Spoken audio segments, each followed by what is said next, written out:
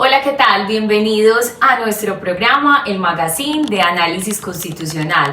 Mateo, bienvenido. Buenos días, ¿cómo están? Hoy vamos a rastrear las decisiones que transforman el derecho colombiano. Hoy abordamos una pregunta que toca la fibra del Estado Social de Derecho. ¿Puede un niño enfermo, indígena, abandonado y sin dinero recibir la atención médica que necesita aunque su empresa se la niegue? Bueno, Mateo, y es muy importante para responder esta pregunta analizar y definir qué es lo que vamos a practicar el día de hoy, cuál es esa metodología del análisis dinámico de la jurisprudencia que vamos a debatir y a construir pues a través de esta red completa de análisis de precedentes constitucionales y cómo la constitución política, nuestra normatividad, ha protegido los derechos de los niños durante más de 15 años. El problema jurídico que nos lleva hoy es guiarnos y el cual hablaremos. Es este: el Estado colombiano tiene la obligación constitucional de garantizar la atención integral en salud a niños, niñas y adolescentes en situación de vulnerabilidad, incluso cuando no existe prescripción médica que esté recetada, cuando el hecho notorio de su necesidad está probado.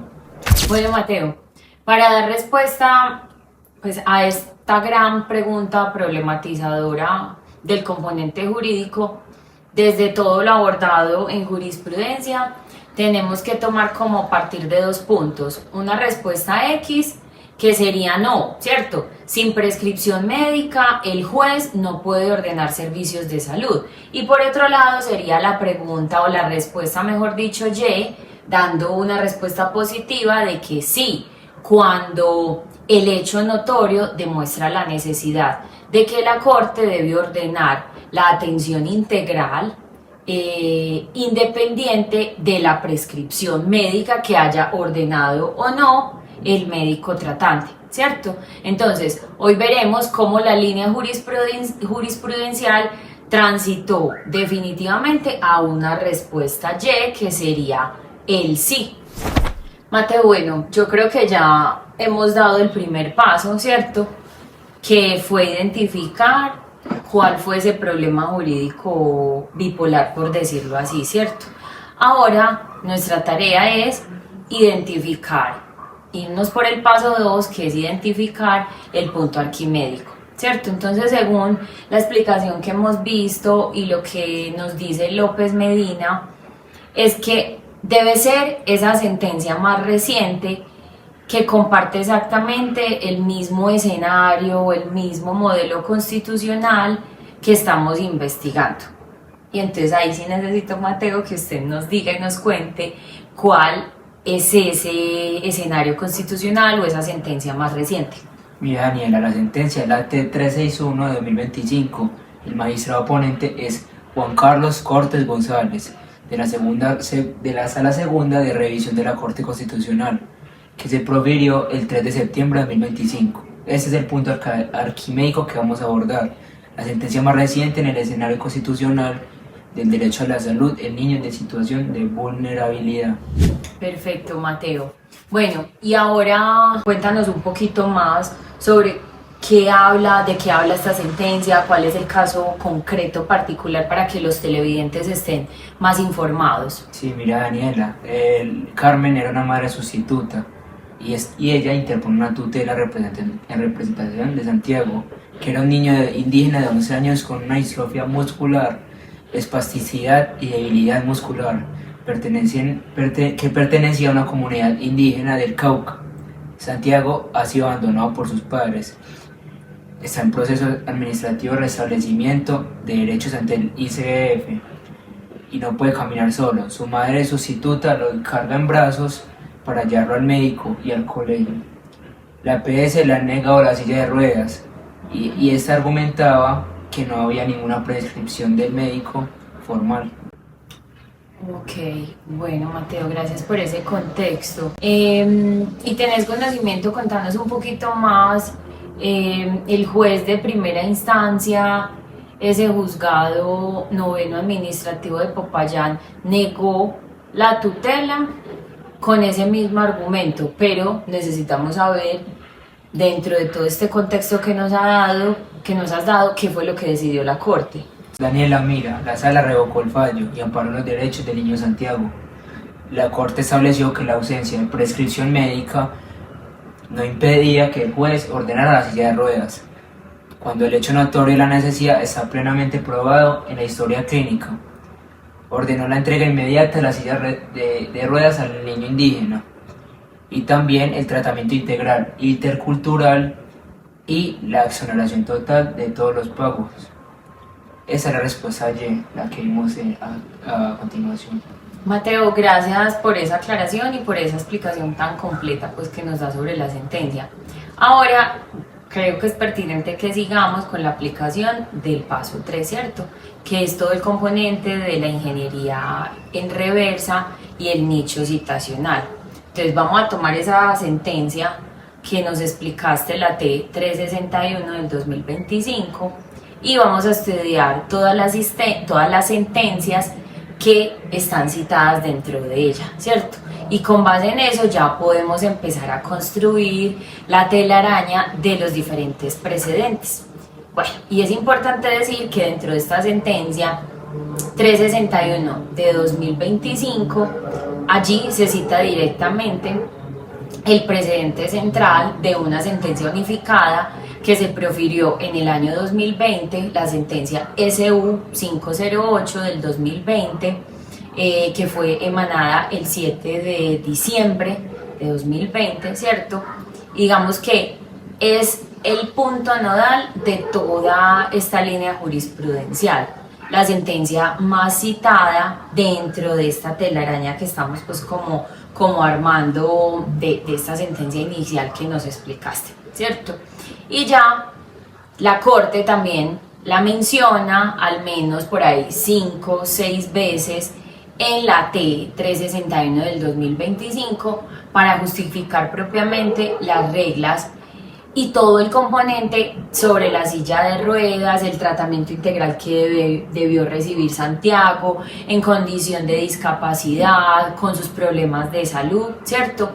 Y frente a la Superintendencia de Salud y todo el componente de la exoneración de los copagos que él debía de tener por su condición de discapacidad y de niño indígena, y obviamente pues que padecía un grave problema en su condición de salud. Mateo, bueno, y hablando de todo un poco,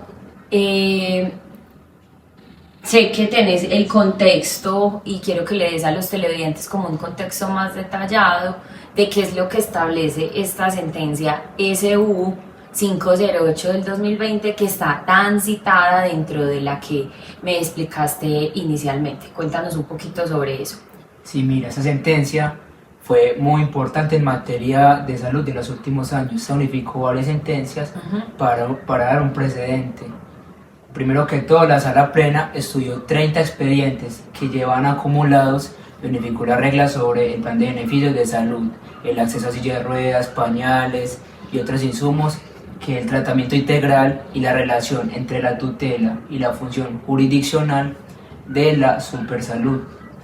Esta estableció que mientras la superintendencia presente barreras institucionales, la tutela es el mecanismo que más sirve, el idóneo para proteger el derecho a la salud. Así es, siempre que las personas tengan alguna negación o que se les estén vulnerando su derecho a la salud, a una atención digna, humana, pues la invitación es a que acudan al mecanismo de acción de tutela y la interpongan ante la autoridad competente, ¿cierto? Bueno, Mateo, entonces vamos a continuar este rastreo jurisdiccional yéndonos un poquito hacia atrás, ¿cierto? En todo el componente de sentencias. Y bueno, ya hablamos de la SU 508 del 2020. También es importante resaltar que la T361 del 2025 cita la T200 del 2014, ¿cierto? Esta sentencia es sumamente importante porque allí se consolidaron las reglas de la protección de los derechos de los niños, niñas y adolescentes todos los derechos y la protección a la salud y la vida digna, ¿cierto? Y más que todo a este tipo de población con situación de discapacidad los catalogan pues como sujetos de especial protección constitucional.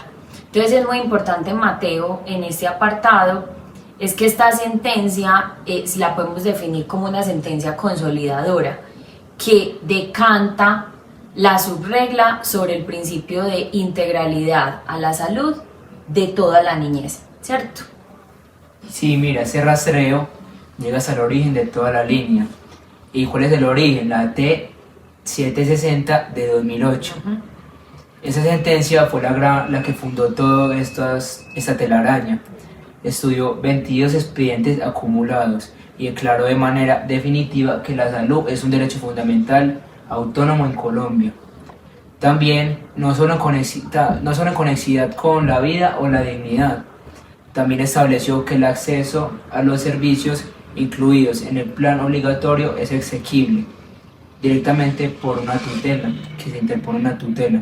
Antes de esa sentencia, la salud era considerada un derecho pragmático. Después cambió todo el paradigma.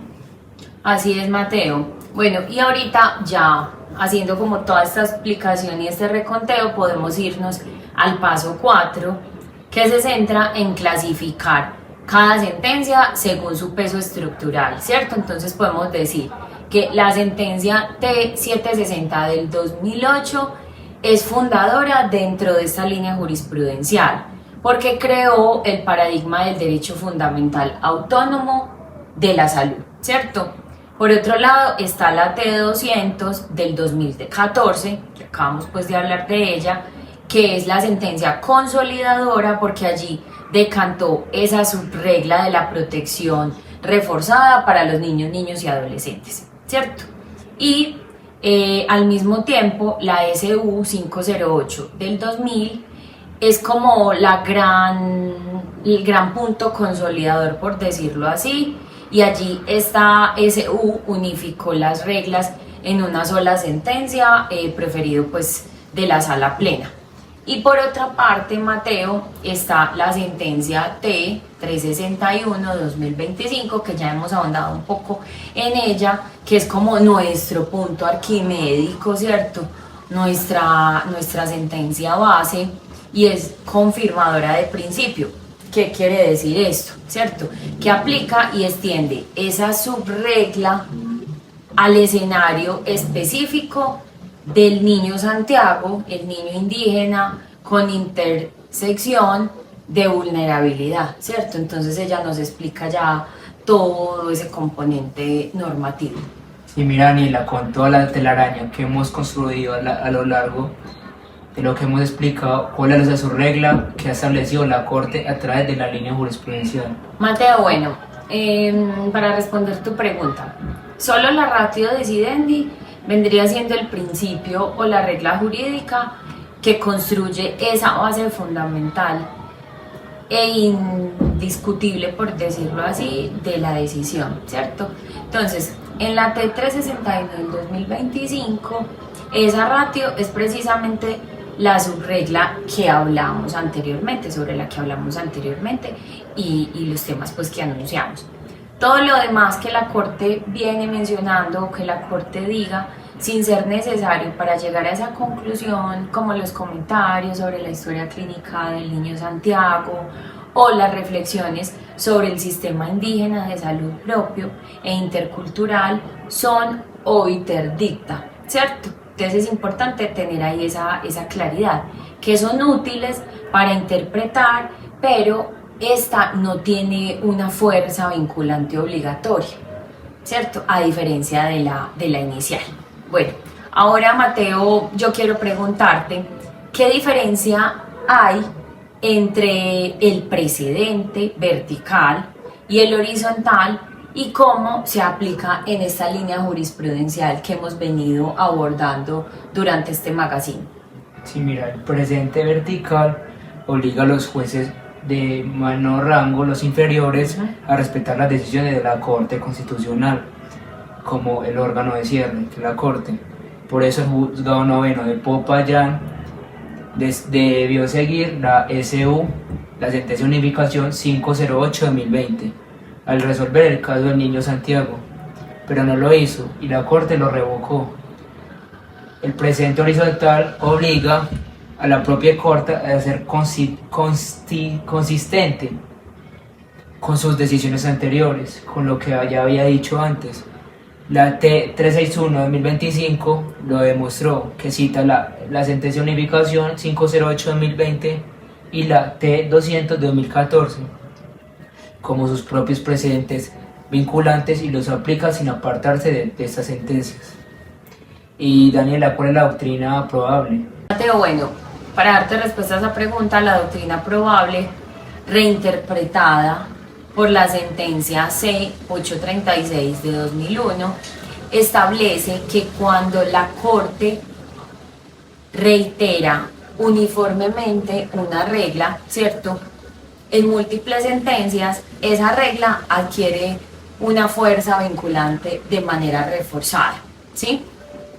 En esta línea jurisprudencial, podríamos decir que la subregla sobre atención integral a niños, niñas y adolescentes en Colombia ha sido reiterada desde la T760 de 2008 hasta la T361 de 2025, pasando al mismo tiempo por la que vimos anteriormente y explicamos anteriormente, que fue la SU 508 del 2020.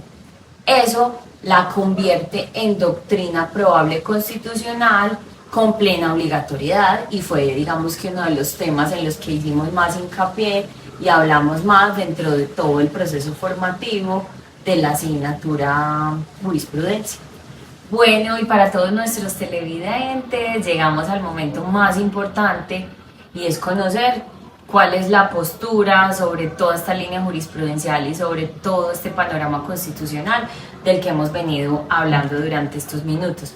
Mateo, la Corte Constitucional ordenó a un EPS indígena entregar una silla de ruedas a un niño sin que hubiese existido una prescripción médica emanada por el médico tratante. ¿Vos qué opinas sobre esto? Dani, la opinión y mi postura es que en un caso como este, como el del niño indígena Santiago, que tenía solo 11 años, que fue abandonado por sus padres, que tenía distrofia muscular, que para ir a todos lados tenía que ser cargado en brazos, para ir al médico, porque nadie le da una silla de ruedas, y que decidió la actividad judicial, decidió esto como una única respuesta ante la falla estructural del sistema, que no le daban una atención integral de salud. Correcto, Mateo, así es. Y es que en definitiva el derecho a la salud de los niños, niñas y adolescentes no puede depender de que alguien llene un formulario de prescripción médica. Pues eso es como, bueno, sería inaudito, ¿cierto? Entonces la Constitución de 1991 por eso consagró la prevalencia de los derechos de los niños, niñas y adolescentes sobre los demás, ¿cierto? Y hoy en esta línea jurisprudencial reiteramos es la concreción de esa promesa constitucional de respetar la vida, la salud y la dignidad de los niños, niñas y adolescentes, y que tengan un trato humanizado y que tengan una atención digna frente a cualquier problema de salud que padezcan, ¿cierto? Esto ha sido por hoy, creo que hemos llegado al final del programa y esto ha sido pues por hoy este análisis constitucional. Hoy aplicamos la metodología de un análisis dinámico emanado por López Medina y partimos de la sentencia más reciente, que fue la que tomamos, que fue la 361 del 2025, y rastreamos hacia atrás, nos fuimos investigando hacia atrás en esta línea jurisprudencial que va desde la sentencia SU 508 del 2020, pasando por la T200 del 2014, hasta la T760 del 2008, cuando la Corte declaró la salud como un derecho fundamental autónomo, ¿cierto?, de todas las personas colombianas. Y también es importante resaltar que la subregla que construimos no es historia, o sea, es el derecho vigente que protege a Santiago, a un niño indígena y a miles de niños como él que pueden tener condiciones en situación de discapacidad, que pueden estar enfermos, padecer de una problemática grave de salud, pero que hoy el ordenamiento colombiano nos dice, hay una ley, hay sentencias y hay artículos de la Constitución Política que cuidan y velan por la salud y por una atención adecuada para los niños y para estas personas que padecen situación de discapacidad. Sí, Daniela, y aconsejar que el derecho no solo está en la teoría, no solo está en los libros, también hay que leer las sentencias para conocer los precedentes, para conocer esa línea y tener todo claro sobre el derecho. También hay que leer las sentencias. Muchas gracias a todos.